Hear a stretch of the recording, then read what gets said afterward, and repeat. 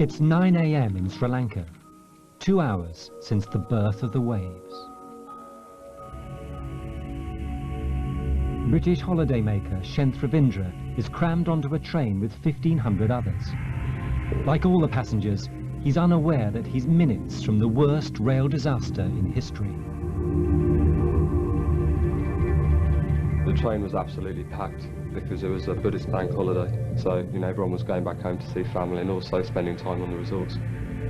The atmosphere is very different. You get people walking up and down the train offering to sell you tea, sweets and stuff, and also the trains had like loads of children, so a lot of noise and very vivid experience. The track follows a coastal route from Colombo to Galle. It's never far from the ocean. The train just stopped, and I was a bit frustrated because I thought, oh God, if we're going to be here for a couple of minutes, I just want to get off this train. I heard a lot of screaming and shouting outside, so I sort of peered outside, and I saw what was mainly women running away from the coast, like towards inland, and I didn't really know what was going on.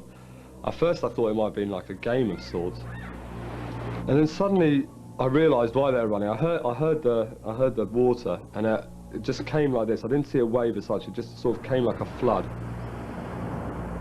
Then all of a sudden it came and started hitting the train, and it hit the train to such an extent that the carriage got detached from the other carriages that were behind us and in front of us, and shunted off the tracks. And then the water started to spill in, felt to come all the way up to my chin, and then I thought, right, I've got to get out of here. I was able to climb through this doorway and make my way onto the corner of the roof and the wall. At that moment in time, there was a lot of chaos and pandemonium and worry and screaming. People were using any escape route that they could. People were passing their children through whatever gaps that they could, and I was helping put these children onto the train. These photos, taken by Ravindra after the first wave, depict the chaotic scene as the train broke up in the flood. I didn't have a clue. I just thought it might have been a freak wave, a one-off. I thought it would have just happened along that part of the coast between Ambalangoda and Hikkadur, and it was just a freak tide that came in. People were quite light-hearted about it, thinking, God, that was a bit strange, lucky we survived.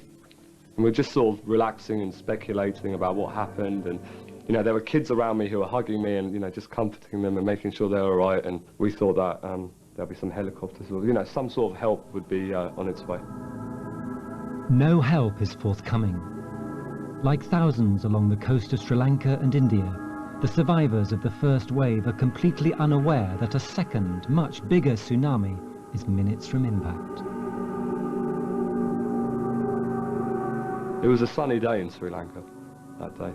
But when I saw the second wave coming, I don't know whether it's the way my memory's remembering it, but everything became really grey and, dark, and, everything lost its colour. All I could see was a wall of water that took up about 80 to 85% of the horizon, and the sky was blocked. It was limited to about 10 to 15%.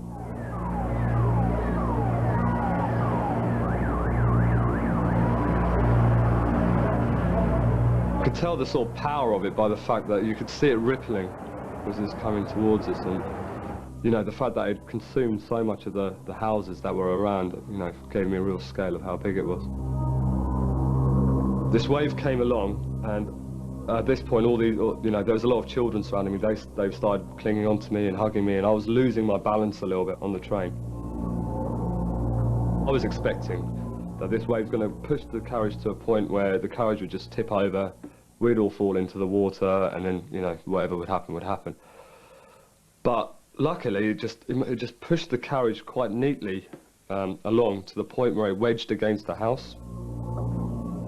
Ravindra jumps from the train onto the roof of the house, one of only a handful who will survive. My carriage was completely submerged underwater, and the water level was rising quite rapidly. I looked at the other carriage, which was behind us, that was still on the track. That had been tossed around and swiveled completely 90 degrees, and I could see people still in the train that were obviously dead. As the train disappeared beneath the water, it killed nearly everyone on board. almost 1,500 people.